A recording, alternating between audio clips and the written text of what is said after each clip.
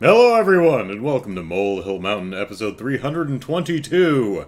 Andrew here. So, hey, have you heard about this guy, this children's book author named Roald Dahl? You know what? I don't think I have ever. I know who this is. He's very, very dead. I'm familiar with who he is and what he's written.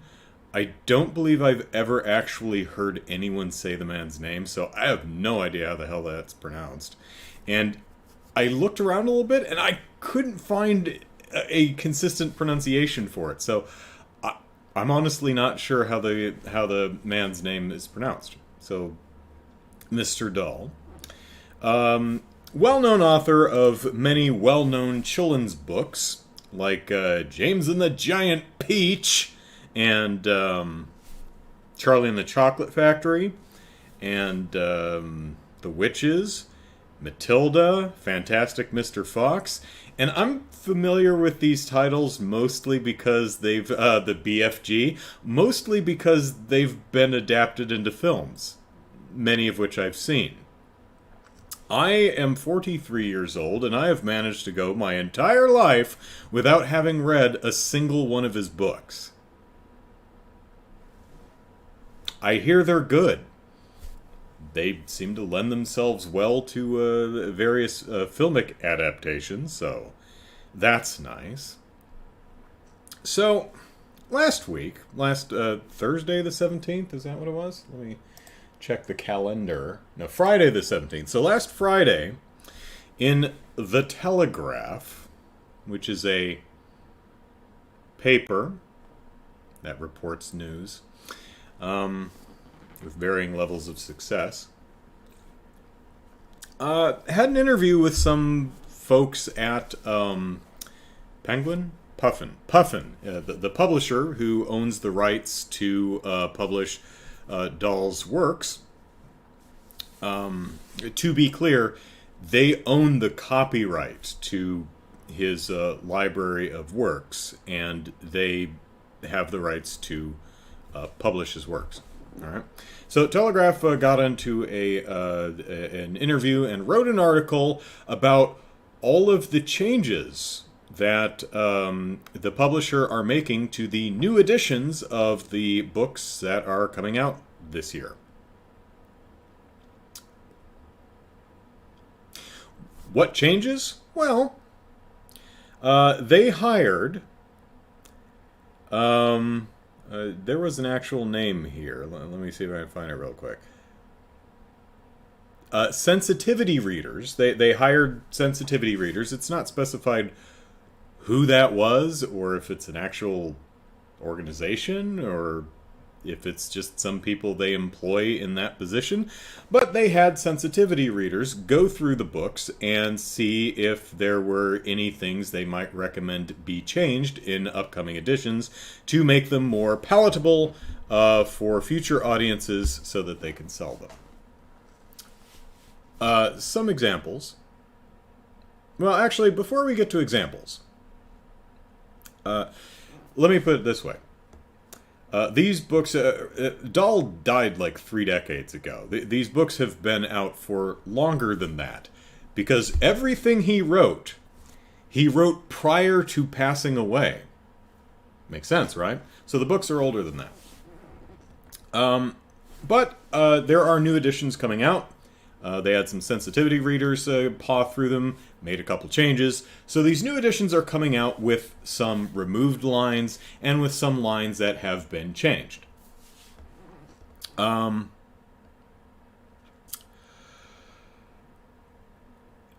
you might expect, there are some people on the internet who pitched a right fit and cried to the heavens, shaking their fists. Both, this is just a fist. Fists and feets. Both feet. So they were like, ah! You know, shaking their fists and their feet in the air. What's that look like? Like a baby throwing a tantrum.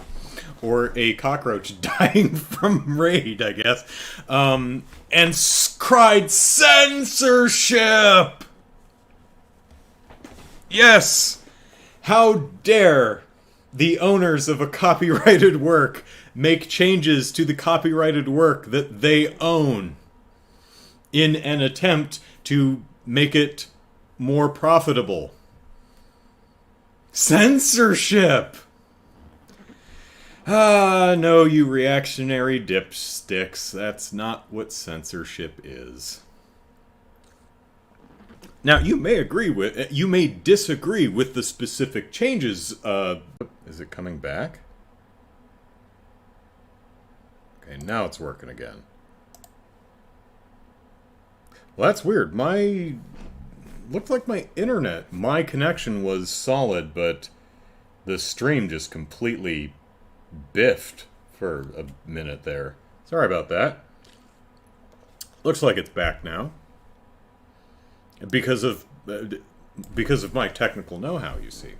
All right, so what were we talking about? So, the publisher, Puffin, which, again, owns the copyright to Dahl's works, decided to make changes to the work whose copyright it owns in an attempt to make more money by appealing to a wider audience, by altering things that they thought might be objectionable to modern and future audiences.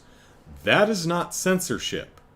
And again, you may disagree with some or all of the individual changes that they made. You may be of the opinion that there are that their hearts are in the right place, but this is not the correct way to go about it. That's fine. Again, not censorship. Forcing the publisher to not make changes or preventing, writing some type of law or something that prevents publishers that own works from making changes to the works, that would be censorship. But tell that to reactionary dipsticks. Hello, silly chicken. Everything does seem to be streaming right correctly now, so chat folks, say hello, please, just so I know that it's working well on your end now. So what do I think about this? Well, generally speaking, hey Chicago, generally speaking, I am of the mind that works should remain in their original state, so that we can look back at them and learn from them. Generally speaking. Lindy, Cafe, hello all. I'm not opposed to...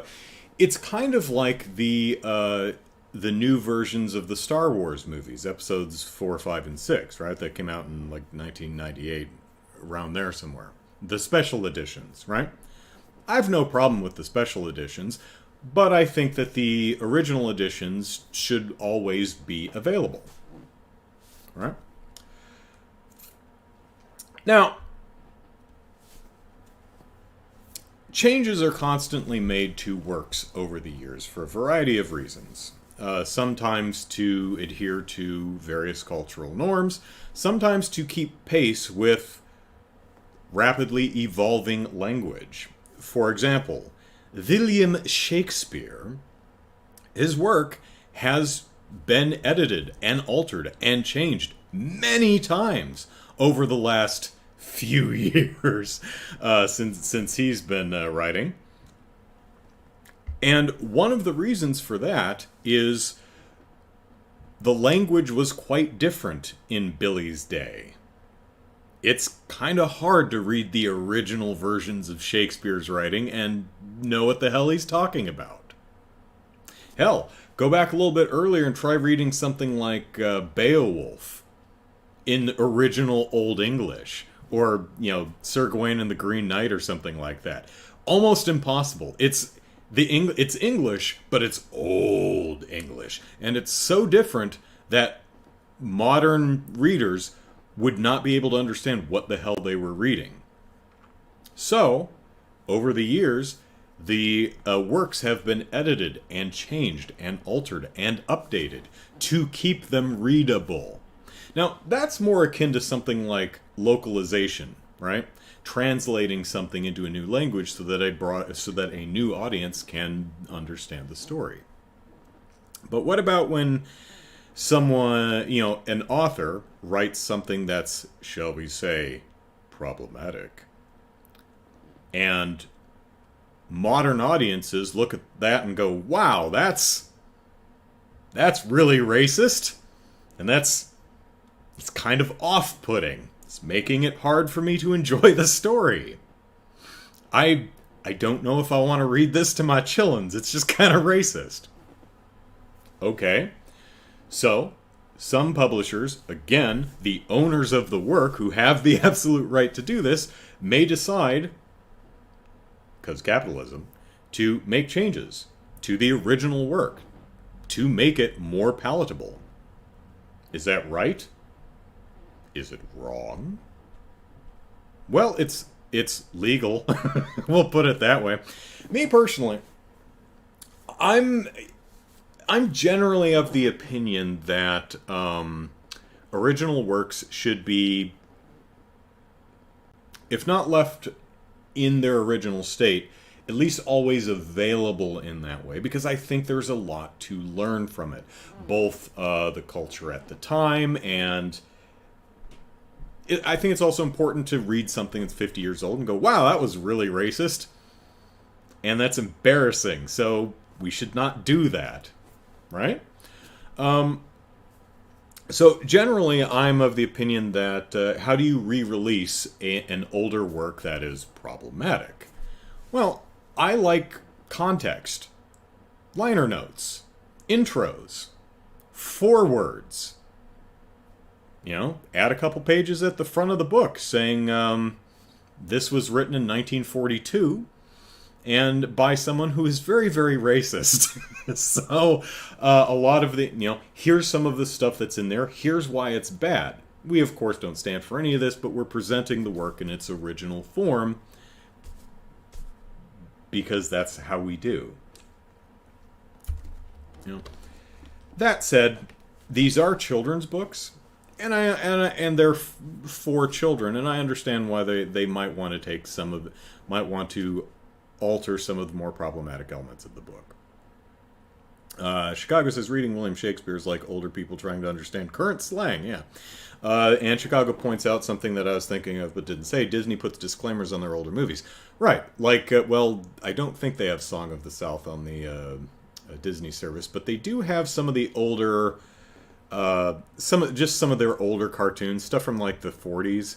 And they're like, yeah, this stuff's 80 years old. There's a lot of racist stuff in here, and it was wrong then, it's wrong now. And that's the bare minimum, I think. I really enjoy stuff like you would have seen on TCM or Criterion Collection, where they actually have the movie, but they also have some separate special features, which, have film historians and other folks talking about the work and providing the proper context. And, you don't... Anyone who just doesn't care can skip past that stuff and watch the original movie, but for folks like me, you can read the liner notes, read the forewords, read these interviews and stuff, or watch the interviews if it's a DVD or Blu-ray or something, and get the proper context and understand why this work is the way it is. So, Telegraph actually did have a couple examples of things that changed. For example, in The Witches, the original work apparently said, "Don't be foolish," my grandmother said. "You can't go around pulling the hair of every lady you meet, even if she is wearing gloves. Just try it and see what happens." That was changed to, "Don't be foolish," my grandmother said. "Besides, there are plenty of other reasons why women might wear wigs, and there is certainly nothing wrong with that." So you get what they're going for, but in my opinion, which has no bearing on the publisher who is the legal owner of the copyright and can do whatever the hell it wants, that's a pretty ham-handed and clumsy edit. I get what they're going for. I think they could have done a better job with it. Another example from The Witches. Even if she is working as a cashier in a supermarket or typing letters for a businessman. That was changed to, even if she is working as a top scientist or running a business. Again, I see what they're going for. Rightfully so. Heart's in the right place. I dig it. And this one isn't as clumsy as the last, but it still doesn't... I still think these edits could have been better. And so on and so forth. Let's see if there's any other interesting examples. Let me pull up the full... let's see. The Twits. That's not a story I know. Okay, here's some removed lines from The Witches. I do not wish to speak badly about women. Most women are lovely.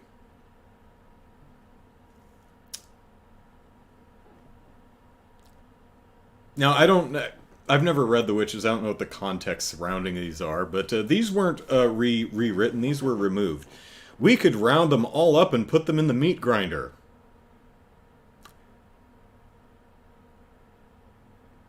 There was something indecent about a bald woman. Now, that one's definitely one that I think could have used a rewrite. That one's probably the one I agree with most.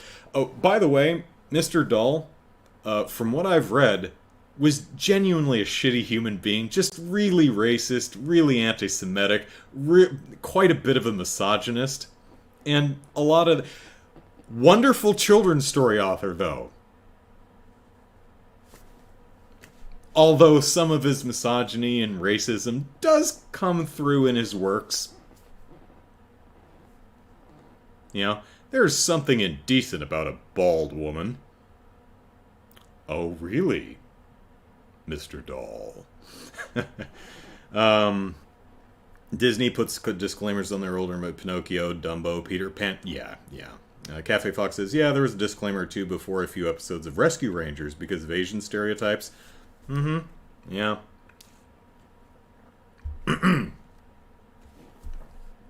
Let's see. Let's find a... What else we got? We've got...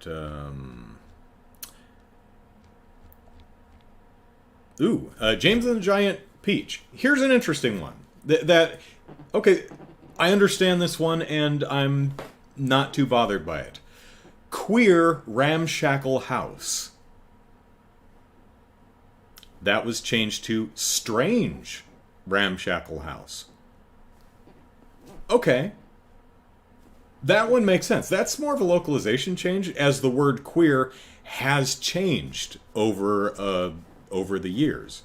Queer, today in modern parlance, doesn't usually refer to something as strange, or out of the ordinary, or odd. So they changed the word queer to strange. I guess so someone didn't think the Ramshackle House was, like, gay or something. But, you know, that's one of those language has evolved over the decades. So that one's alright. Aunt Sponge was enormously fat and very short. This was changed to Aunt Sponge was quite large and very short.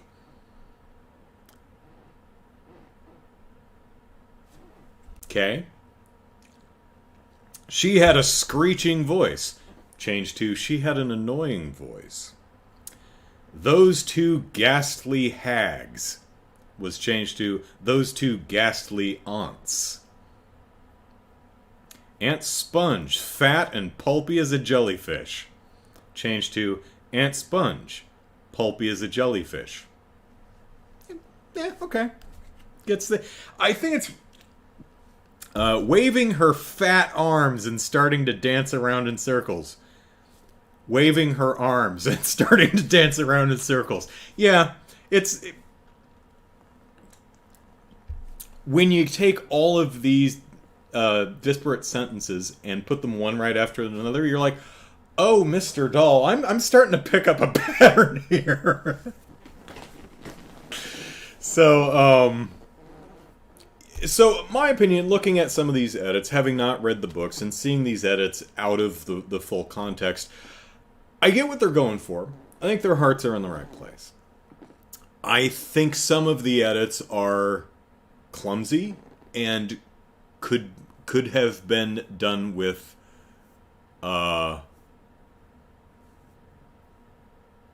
could have been better. But again, Puffin owns the rights.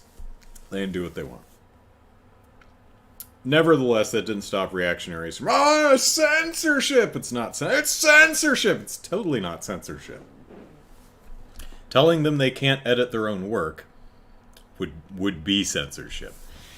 Now, my dear viewers, here is an interesting thing that you probably, almost certainly, I guarantee you all, if you didn't know this, you're going to hear this and go, oh, yeah, that's not surprising at all. Had someone asked me, I would have said, oh, yeah, well, obviously. Here in 2023, well, these edits were made in 2022, but these were not the first edits made to Mr. Dahl's books. I don't know if you know that. I bet you did, because it's really obvious. But these books have been around for decades and have been revised many, many, many times over the decades, including while Roald, however you pronounce his name, was still alive and owned the copyright himself. So he approved some of the original edits.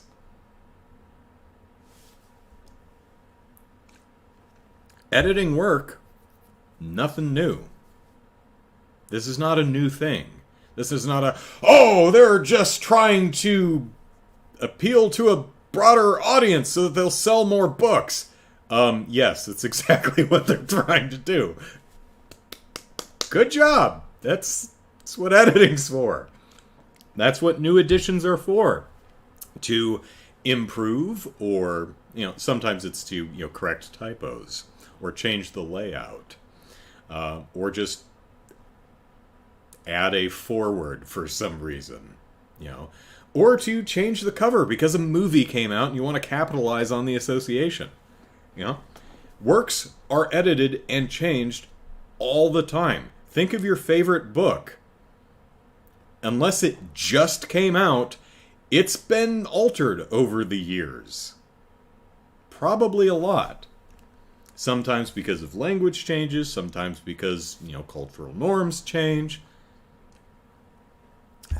But it changes. It's very rare, I would imagine, that a work is changed just because the owner looks at it and goes, ooh, that's kind of racist. That doesn't reflect. We're just going to change that at our own expense because I'm uncomfortable with that now. And because I own the copyright, I can change that. It's probably not often the case. Usually it's, hey, we can make this appeal to a broader audience by removing the racism. Hey, if we stop dehumanizing fat people or queer people or women or anyone who's not straight and white and male, we could sell more copies because we'd have a broader audience. Yeah, I hate to be cynical, but I doubt it's often that altruistic. It's money. It's changed because they want to sell to more people. And hey, if you want the original bigotry intact, you can probably find first editions somewhere. We've got the internet now. It's probably somewhere. Hey, Siberian Tiger. Week's going all right. Jared said, if it's not the original work, it is very close to censorship if it's not done by the author. Wrong! It doesn't matter if it's the author or not. It's whoever owns the work now, which may be the author. And Roald Dahl's... how does anyone know how to pronounce his name? Because I looked around and I could not find a pronunciation for it. I heard a few... I looked up, like, interviews of people talking about it, and people seem to pronounce his name a couple different ways. So, anyone happen to know how it's pronounced? Anyway, Dahl himself made edits to his own work back when he was alive and owned the work. The publisher, Puffin Puffin, owns it now, so they can do whatever they want with it. They can change it as much or as little as they want. That's not censorship, that's editing. Even if we don't like the changes, or, individuals like me. And I don't like some of these changes. I think they're just, again, heart's in the right place. Execution is just kind of poor in several of these examples. Some of them I look at and I go, yeah, that's fine.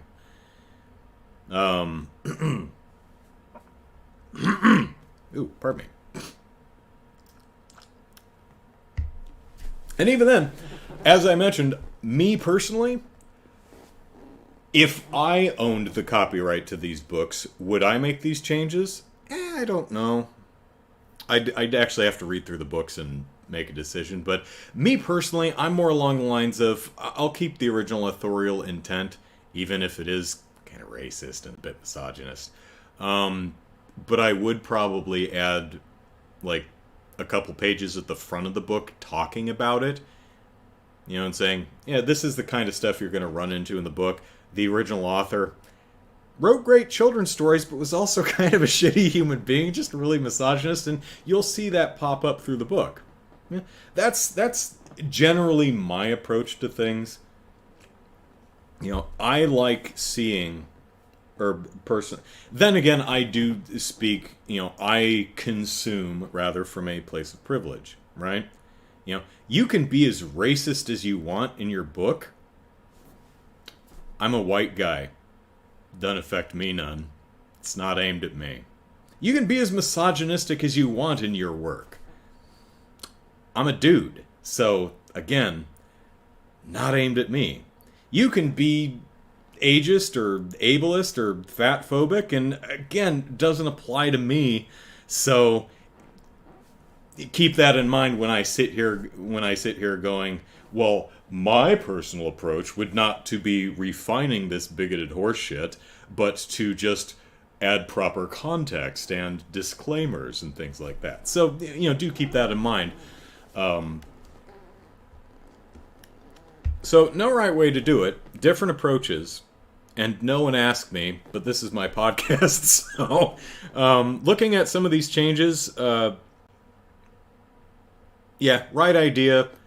Not the cleanest execution. Some of this comes off as really awkward. Oh well. At least we'll always have Matilda the musical, which is on Netflix right now, which I haven't seen. I didn't see the...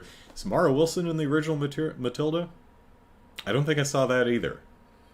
I did see James and the Giant Peach, though. Did Henry Selick do that one, too? Might have. Didn't really care for the story, but it's really cool stop motion, great creature design. So I enjoyed it. What else is it? I've of course seen Charlie and the Chocolate... Or it was called Willy Wonka and the Chocolate Factory, the Gene Wilder one from 70s or whenever that came out. Have I seen anything? I've never seen Fantastic Mr. Fox. It looks crap. Both aesthetically and movie-wise. I guess I'm just not a Wes Anderson fan, which is weird because I've literally, I think, never seen any of his movies.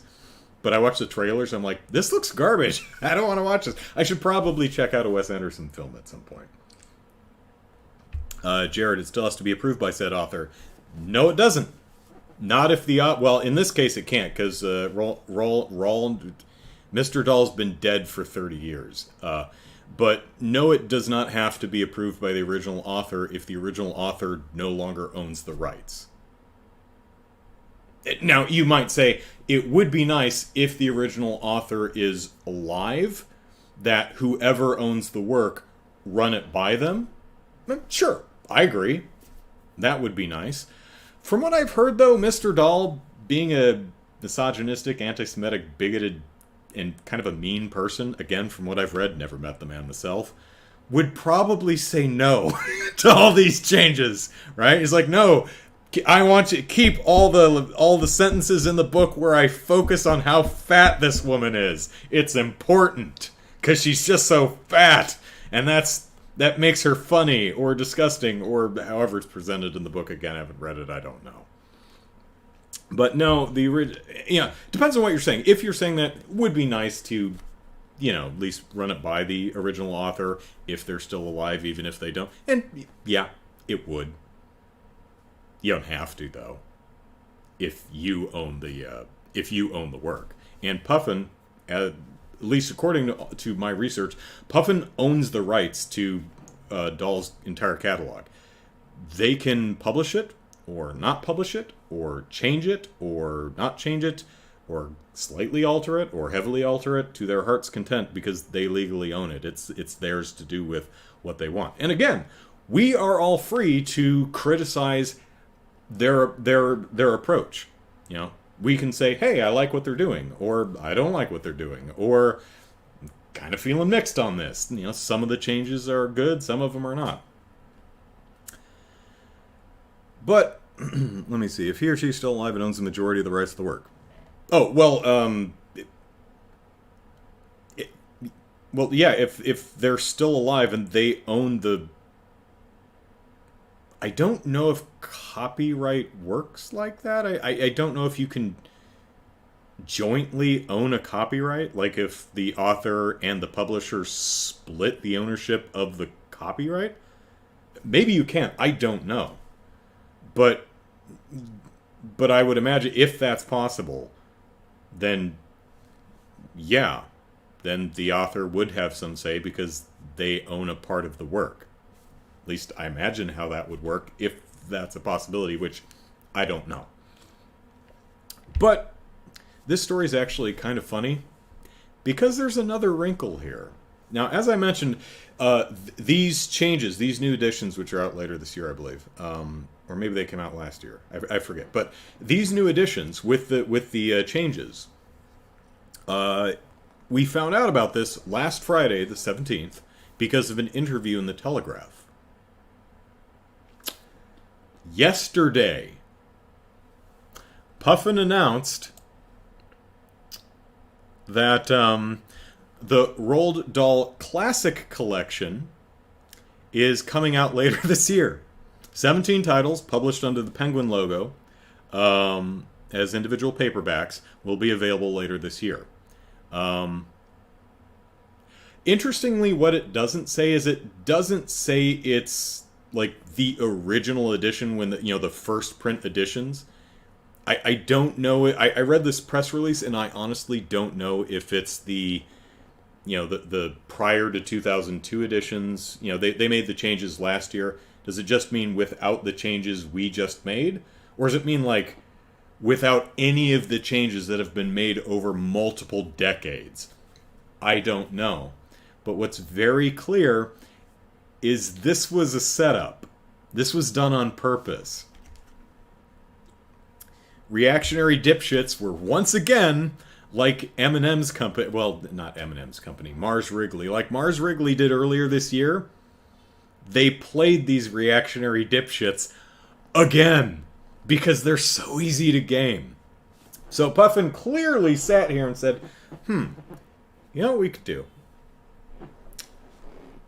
We could do a little interview with a paper about how we hired sensitivity readers to make recommendations and that we implemented some or all of these recommendations to make new editions of these classic children's books because we know that all of the usual suspects, all of these dipshit reactionary asswipes are going to cry censorship and complain about it. And it's going to be in the news all week and our stock will go up and our sales will go up because we know these assholes are just going to go on to Amazon and buy some books and go, oh, look, are you triggered? I have the racist book. And aren't you mad?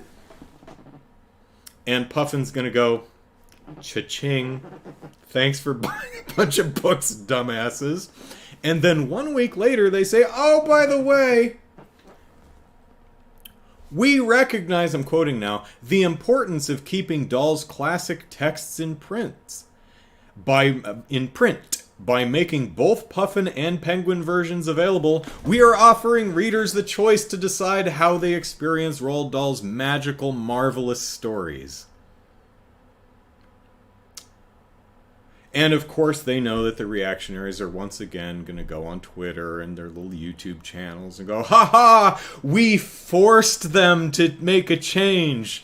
They, in 1 week, set up an entire new line of books that they're releasing later this year. They're very fast, and we forced them to be that fast." No, you unbelievable dipshits. They've played you again. They knew you'd get angry over nothing. They knew their stock would go up. They knew you'd buy, they knew you'd probably buy a bunch of these new editions so that you could burn copies of them on YouTube. Which, again, nobody cares. Literally, nobody cares if you legally purchase something and then light it on fire. No one cares. It's actually really funny to watch you flush money down the toilet. And Puffin doesn't care because they have your money. Dumbass. You didn't win. You didn't convince them to do anything. They were clearly already going to do this so that they had 2 editions to sell. Mars Wrigley did the same damn thing earlier in the year. They're like, "Oh, man, you remember when we changed one of the characters' shoes last year?" And the reactionaries went, "Oh my god, they're taking the sex out of M&Ms." And normal people were like, "There was sex in M&Ms? Have I been M&Ming wrong this whole time? Goodness me." And they said, You know what? We could make them really, really mad. How do we get M&Ms in the news? M&Ms have been around for 70, 80 years. Everyone knows M&Ms. It's passé. Let's change their shoes. Because they're not sexy now. How am I supposed to enjoy M&Ms if I'm not hard as a rock? And then we'll say, because we've changed the shoes, we know we're just pissing everyone off with the cartoon candy shoes, so we're going to get rid of the M&Ms. And everyone who's not stupid was like, "No, you're not." And even the press, for some reason, was playing into this, and I don't know why. It's like, "No, we're hiring well-known comedian Maya Rudolph to be the candy spokesperson now." "No, you're not." "Oh, no, totally are." It was so funny because the mainstream press was falling for it for some reason, at least a lot of it, to the point that Mars Wrigley actually did interviews, and it's like, "No, of course not. It's a Super Bowl commercial stunt, guys. Come on." And so they kept it. It was a marketing campaign. It is always a marketing campaign, and they use the anger of really, really pathetically stupid people to keep their name in the news, which, hell, a couple weeks ago, I did a taste test of the new M&M. They put purple M&Ms in the bag. So I bought a bag of M&Ms. So mission accomplished. They sold some more M&Ms. And they got their names in the news. What's the opposite of the Streisand effect? Well, it's not the opposite of the Streisand effect. The Streisand effect is when you talk about something that you don't want other people to talk. You're like, "Stop talking about this. Don't look over here." It's like, and everyone looks over there who weren't going to look there in the first place. This is kind of the opposite of that. This is we want people to. It's like, "Don't look over." I don't know. Reactionaries are dipshits, though. Lindy says, "Get idiots to promote their product for free, suckers." It's exactly what's happening. Puffin's just like, "Oh man, you know what's going to keep us in the news for an entire week? If we let it be known that we're releasing new editions of these books that have been edited off the recommendation of sensitivity readers. Oh man, That's going to be in the news for a week. And then after we've played that out, we'll announce we're giving you the original editions. Now you have choice. It's like, oh, we so smart. Jared says, "Whoop." Let me move. Point being, even if the change is good or not, I believe it is censorship if the change does not contain the work's message or idea. That's not what censorship means, but I get what you're saying. I've talked about, it's. Let me read that again. If it does not change the work's message or idea. Well, I mean, it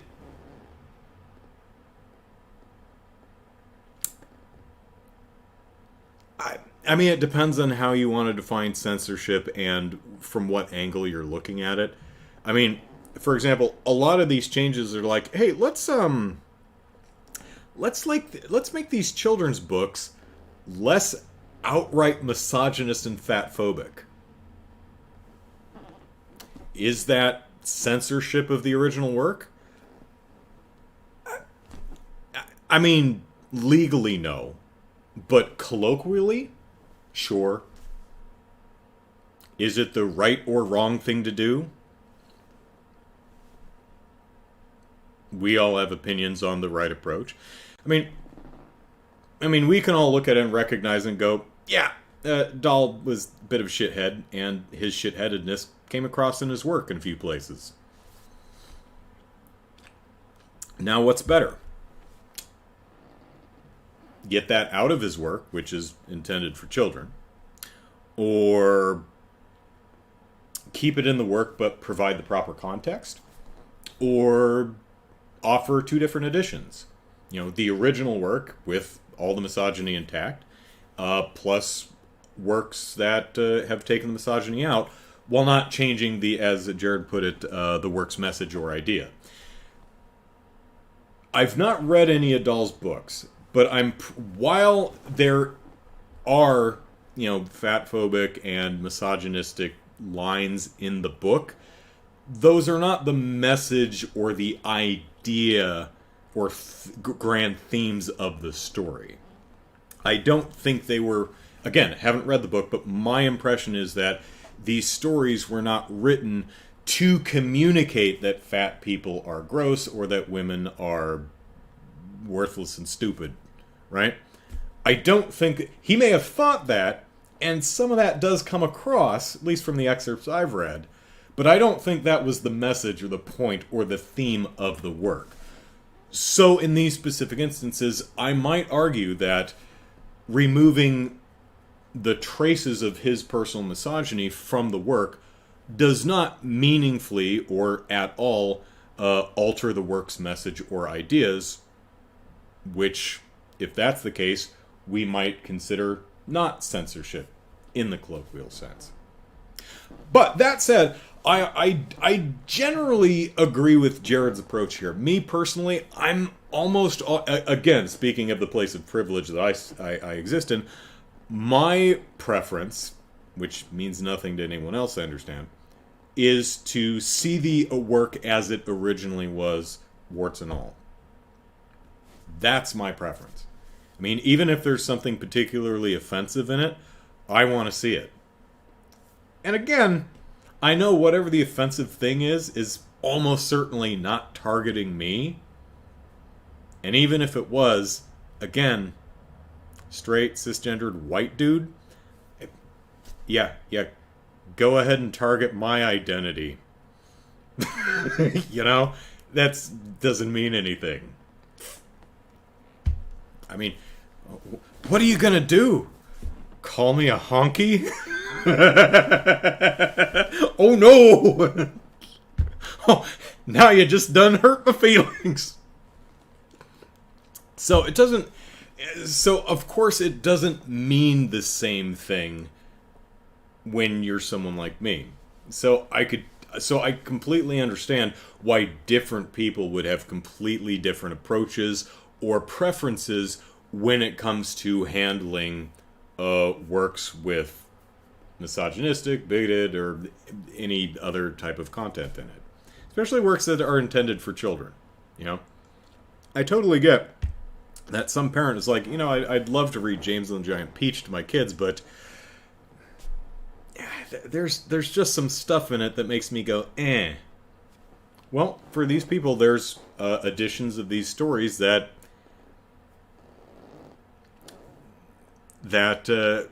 attempt to make you not go, eh. I'm trying to phrase this as diplomatically as I can, because looking at some of these changes, again, I describe them as ham-handed and just not very elegant. They're lacking in elegance, yes. I think from the edits that I read, some of them perfectly fine. I look at them like, yeah, that makes sense. But some of them I'm like, oh man, could you have not finessed that and made it more elegant, right? It's like that. You know, you want to use whiteout and then retype it, not, you know, cut it out with a butcher knife and then put a piece of tape a piece of tracing paper over there and then use letters cut out from another magazine and glue it on top to redo the work. That's not very elegant. Yeah, that looks like he just butchered something and rebuilt it. You know, ideally, one should be able to read through these new editions, and unless they're extraordinarily familiar with the specific language of the original work, not be able to tell a difference.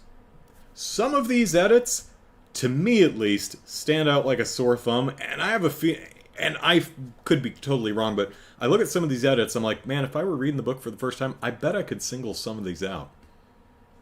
I bet I could. Because they're not very elegant. So, Siberian Tiger says, have I been using my M&Ms wrong this whole time? I sure have, says Cafe Fox. Yeah. Yeah. M&Ms. The sexiest candy.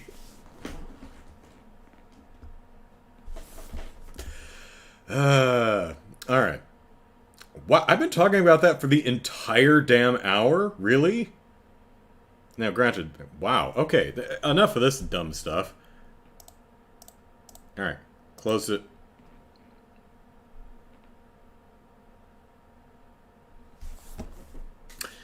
Okay, so some pornography website called Gamma Entertainment, and they spelled their own name wrong. Entertain, E-M-T-N. Good job, guys. They value my opinion. And they're offering me a free week's access if I take a survey. Number one, how the hell did you get my email address? I'm genuinely curious. What are you asking me? What is the sexiest candy? Here at Gamma Entertainment. That's a weird name for an adult video website, I'm guessing. Nothing is more important to us than providing the highest quality value to our customers. That's why we would like you to take a few moments to answer our survey. It's completely anonymous. Really, how did you find me? And we won't be using your personal information. We just want to know what your opinions are on the following questions. Okay. What motivates you to sign up for a porn subscription site?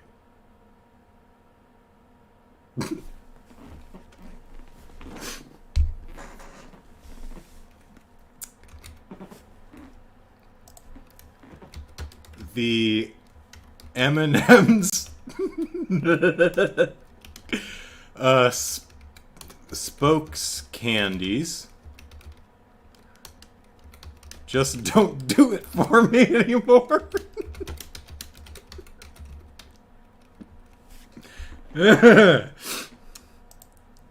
What motivates you to cancel your subscription with a porn site?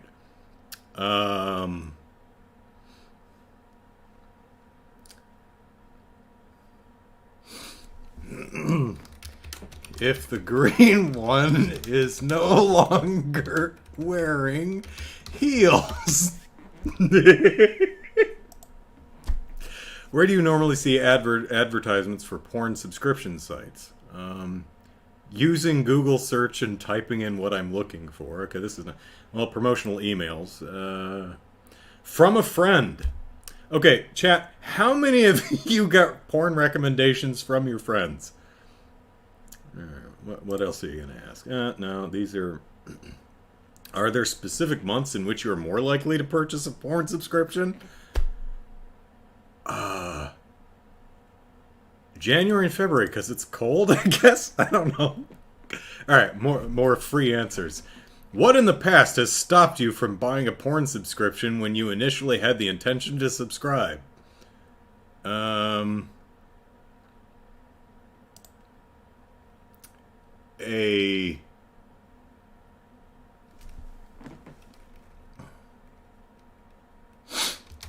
over amorous partner. It's not that funny, though. I have to think. What is the maximum you'd pay monthly for a porn subscription? 0. I mean, it's the internet. I could probably find all this stuff for free. Legitimately for free, not pirate. I would never pirate pornography. Preferred payment. Weekly, monthly, every... other. Never. Free the porn! What am I doing on this podcast? How frequently do you feel you are emailed a promotion for a porn site? It's a scale of 1 to 10, so 1 rarely, 10 frequently. I don't know. I usually have 1 a week. 5, I guess? Think back to an email promotion you opened from a porn site. What about the subject line motivated you to open that email?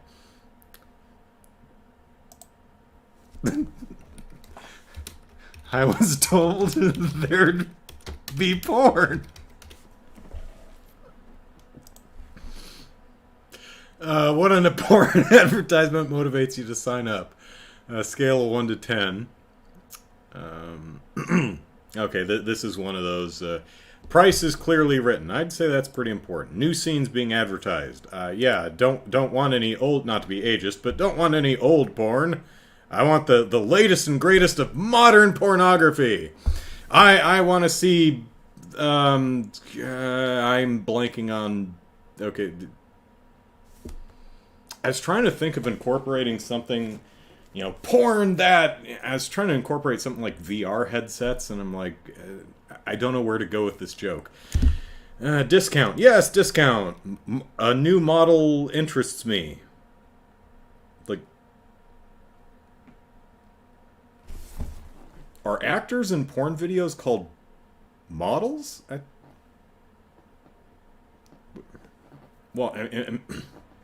If it's pornography pictures, it would be a model. If it's a video, it's an actor, right? But okay, yeah, the talent has to interest me. That seems important. The advertisement contains moving images that feature sex.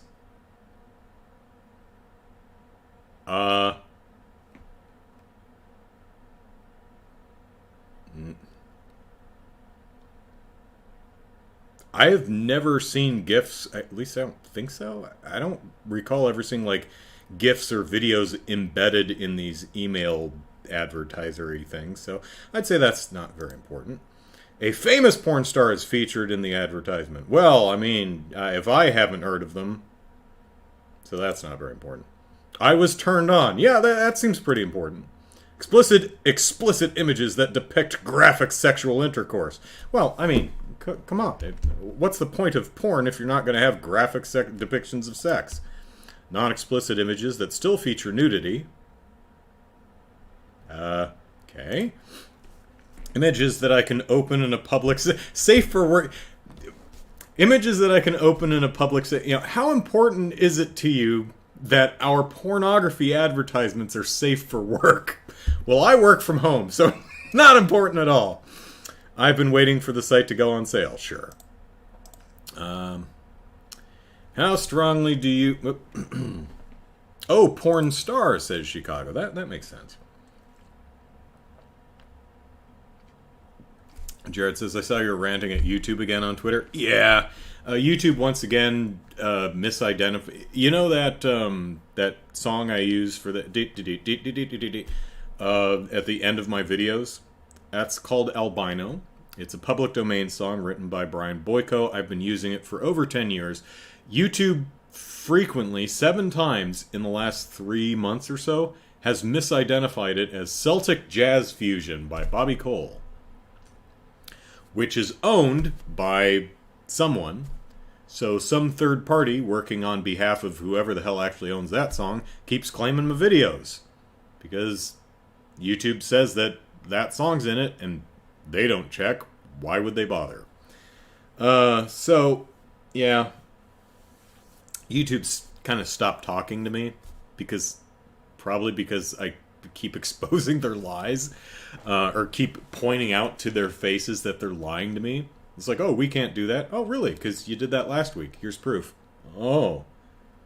Or they'll do something. It's like, oh, that's interesting, because last week you told me you couldn't do that, and that was right after you did. Huh, weird.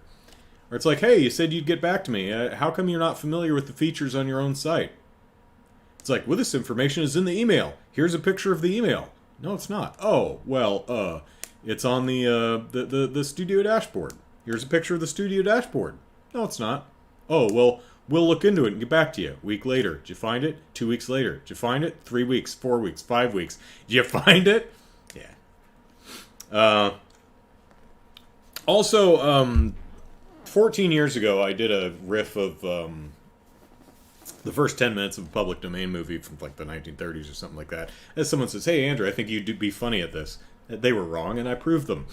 For the last 14 years, every week I get like 2 notifications of someone infringing on my copyright. And unfortunately, there's no way to tell YouTube they're wrong.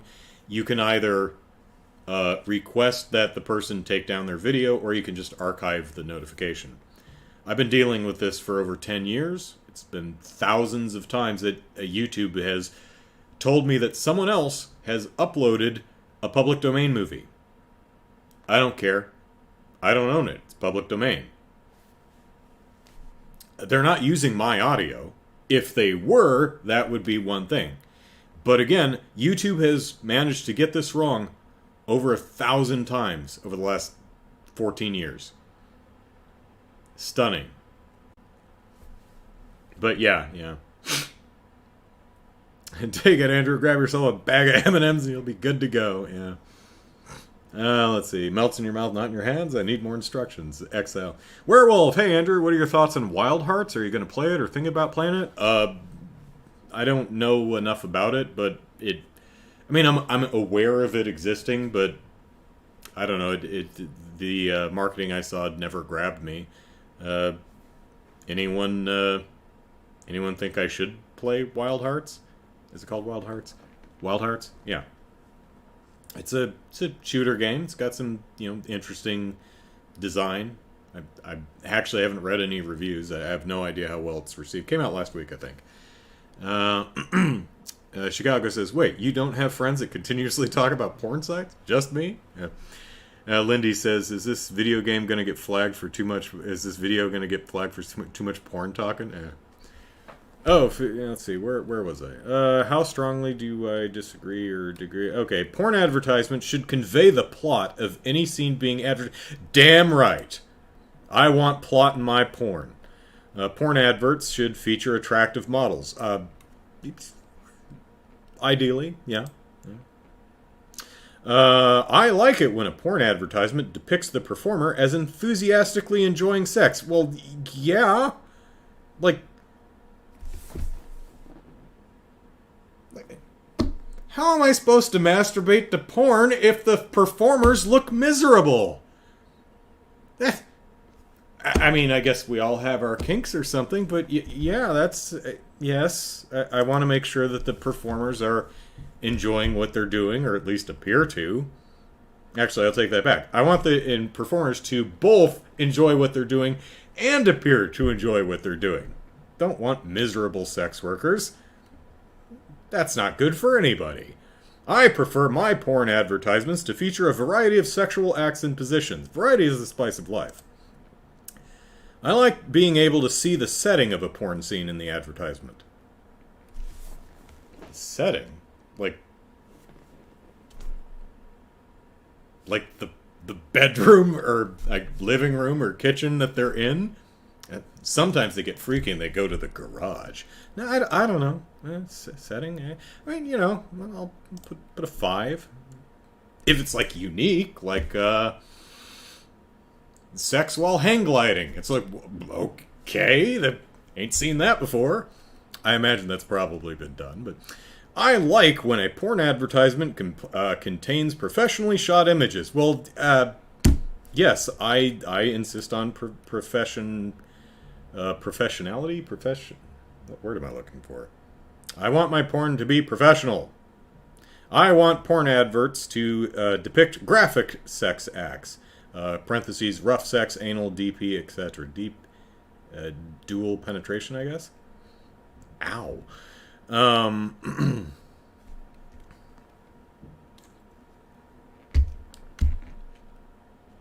to think of the logistics of that.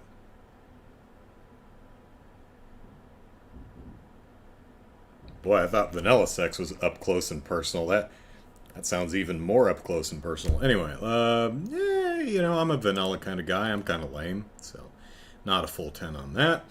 I need the advertisement to include A-list performers. No, well, I'm fine with the C-list. That's fine. I love it when the performers appear less than 25 years old. I don't like where this is going. I genuinely don't care. I'm 43. I don't need to see people 2 decades younger than me anymore.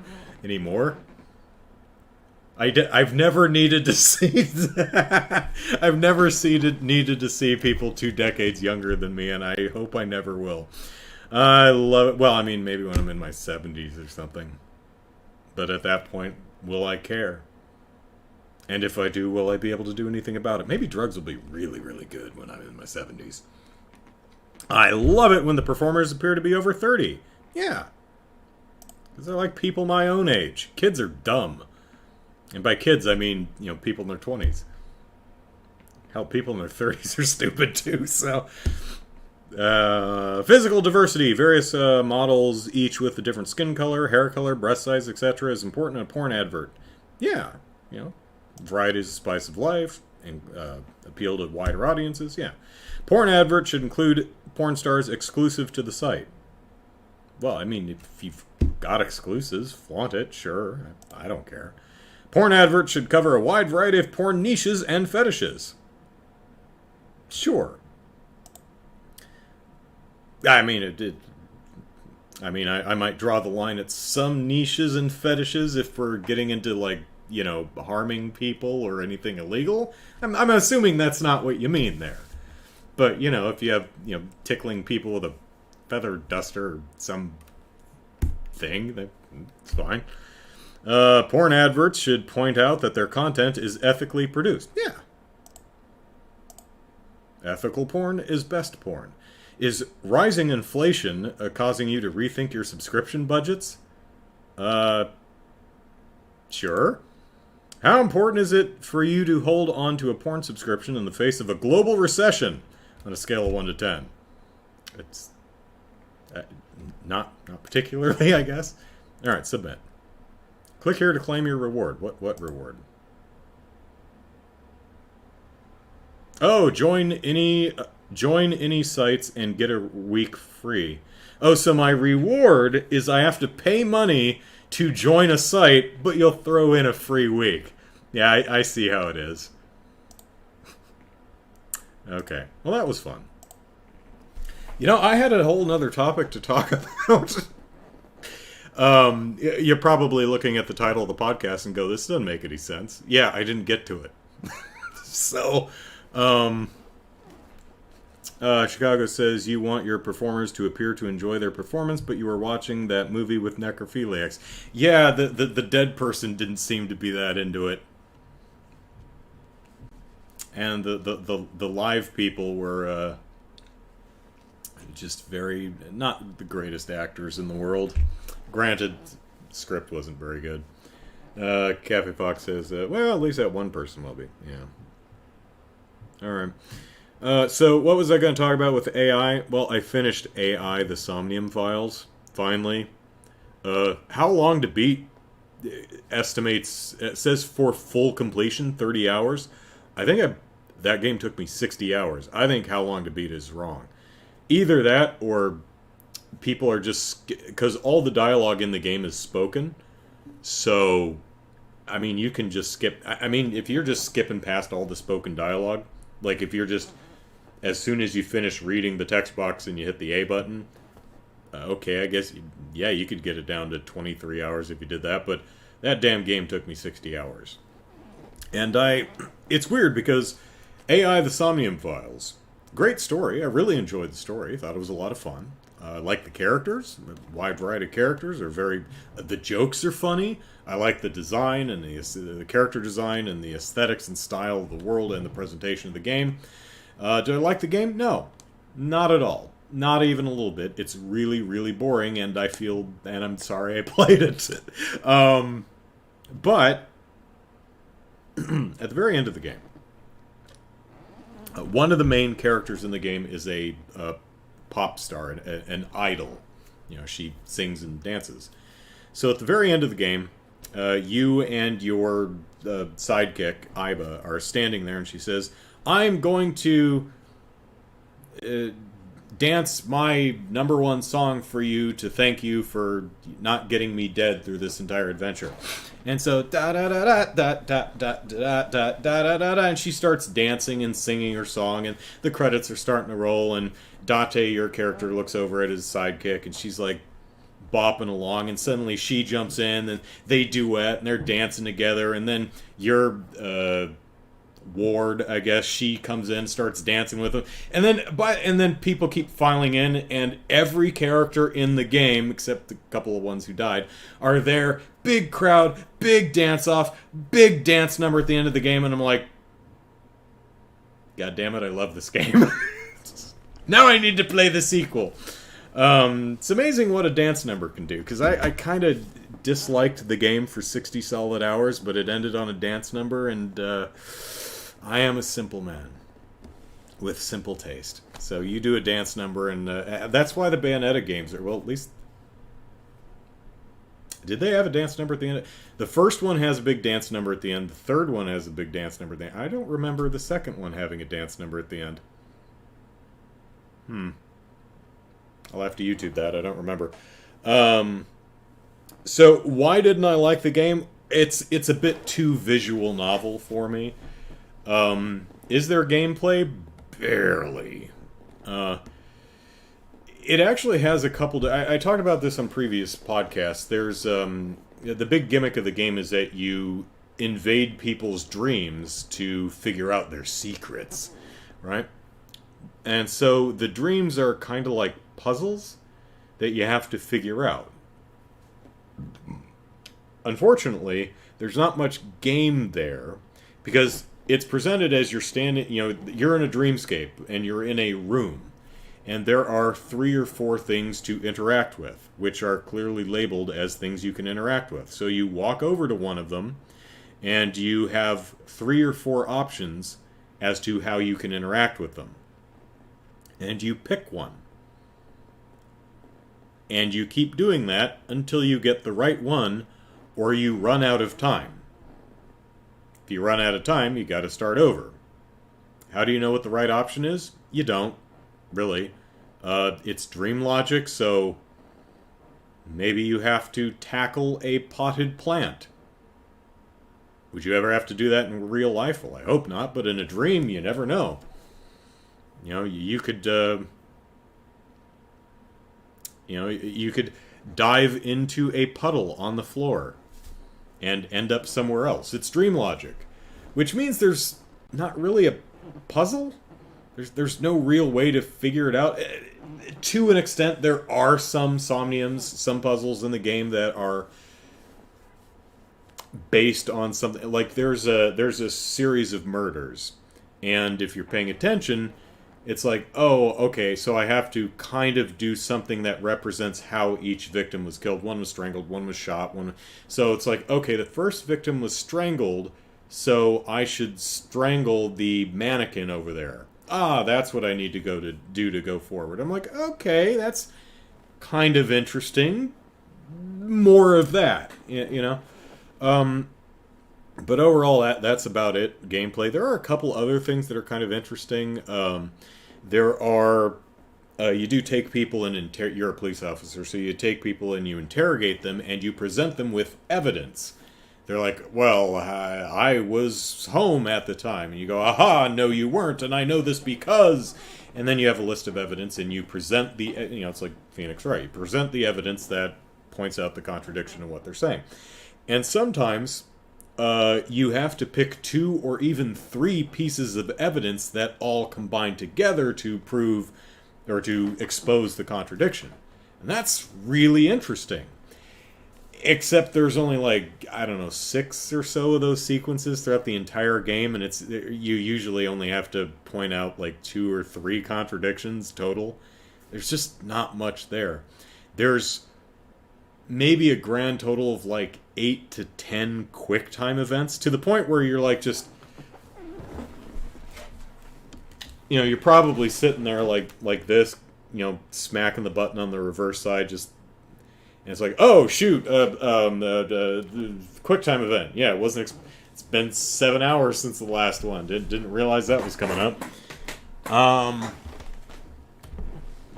When you're at a crime scene, you just examine everything that's there. You can't move around. You just click on stuff and there will be a funny description, or it'll just say a lamp. And then you talk to everybody until you've exhausted all of the dialogue options, and then you move on to the next area. It's kind of like watching an extraordinarily long movie that just keeps pausing itself every 60 seconds, and you have to keep hitting play to get the movie to go. Because it's essentially a single narrative that you don't really interact with in much of a meaningful way. Which is expected from a visual novel, I suppose, but I don't know, I was expecting more interactivity, more actual game there. I think this really would have worked nicely as like a animated series. Hey, it's a cool story, fun characters. It could have worked as an anime. I don't know why they made it a video game, because there's very little game there. But again, it did end on a dance number, and that goes a long way for me. So I popped in the sequel, and I played it for an hour and a half this afternoon. And looks like it's doing almost exactly the same thing, just with longer loading times. Spike Chunsoft, what happened here, guys? Come on. I got through the first Somnium, and it seems like they're trying to dress it up to be a little bit more game-y. For example, the more you examine and interact with stuff, the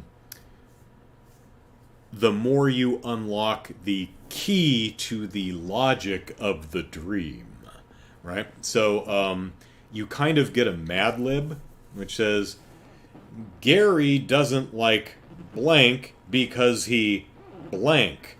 And so the more you explore his dream, you start filling in those blanks until you get a full sentence, and you're like, that's how I have to interact with the other thing to get through this. I'm like, okay, that's an interesting direction. That makes it a little bit more of a game. Unfortunately, you can just stumble upon the right answer just by randomly picking something. You go to the interactable and you're like, I'll try this. And it's like, that was the right one. It's like, oh, okay. There's a gun on the floor. Okay. You can inspect it. You can shoot the wall. You can shoot yourself. Shoot yourself. That was the right answer. Oh. Okay. Sure. So a little bit better. But so I have a feeling that this is going to leave me cold from a gameplay standpoint, but the story's pretty good. here's the setup for the story, right? 6 years ago, our heroes are on a televised quiz show for some reason, when suddenly the lights go out. And 5 seconds later, the lights come on, and there is half a corpse on the floor. The left half. Someone has been vertically bisected, and the left half of their corpse was left on the floor of the studio. Heavens. Where's the other half? Who did it? We never find out, or we never found out. But 6 years later, the right half of the corpse suddenly appears in a baseball field, on the pitching mound of a baseball field, or out in left field or something like that. And estimates show that the time of death was 9 hours ago. Wait a minute. How did we find the other half of the body 6 years later, and it only died 9 hours ago? Do we have time travel going on? Did someone have a twin? It's a pretty good setup. I just wish there were more actual game there, you know? The various scenes, I feel, should be set up like an escape room. Well, not exactly an escape room, but, a puzzle room, right? You should be able to search for clues and figure things out rather than just talk to everybody and exhaust all the dialogue until you move on to the next location. Because that's, as good as the story is, that's just mechanically uninteresting. So, I first started playing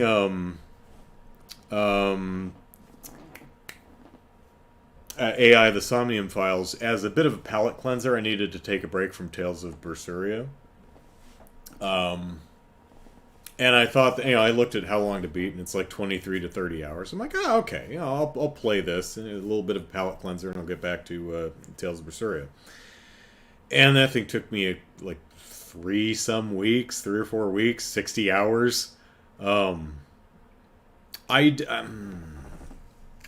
probably play a little bit more of the sequel, see if it's actually going anywhere, if it's like mechanically the same. And then I'm thinking I'll probably just put it on pause and return to Berseria or something like that, and then pick up Nirvana Initiative is the name of the game, maybe later in the year or something, because I think I kind of need a break from this. Because again, as much as I enjoy the stories and the stories between the two games and the characters that most of which are shared between the two games, sounds like all of the same voice cast too. As good as the story is, and as fun as the characters are, and as appealing as the style and aesthetic and visual presentation is, it's just mechanically really dull because there's just not much to do. And I find that genuinely a shame. Because I've liked many visual novel-esque titles. I love the Phoenix Wright games. I love the Professor Layton games. I liked 2 of the 3 Nonary games, I think they were called. 999. Zero Time Dilemma was the last one, I think. And one was Zero Time Dilemma, and Virtue's Last Reward was the other one. I think Virtue's Last Reward was the second one. Yeah, the third one kind of sucked. The second one was first and second one were good. Like those games. I love the Danganronpa games. So yeah, visual novels. I need a heap and help in a gameplay. That's a me thing though. Anyway, that's the podcast for tonight. I wasn't planning on talking about the doll thing for 50 minutes, but I am nothing if not verbose. I also wasn't planning on filling out a porn survey. It's like, I feel kind of cheated, because here's your reward. Give us money, and we'll give you an extra week. perhaps the most appropriate gesture.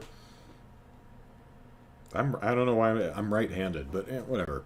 Okay, that's it for tonight. I'm gonna eat dinner because I'm starving. So, is it... yeah, tomorrow's still February. So, tomorrow we will continue on with the trails from Zero. We need to give everyone in Crossbell City a good talking to.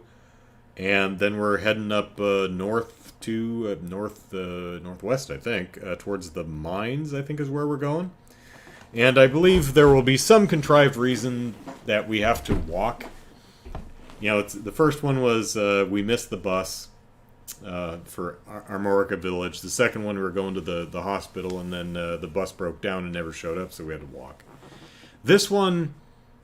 Are we going to miss the bus? Is the bus going to break down? Or are they going to be like, you know what? Estelle and Joshua walk everywhere, and we want to be like Estelle and Joshua, so gall darn it, we're going to walk too. Which is fine by me, because I'll walk, because there's, you know, monsters to smack in the face, and treasure chests to plunder. So, alright, hope you'll join me for that. Until then, have a great night, everyone. Take care. Bye-bye.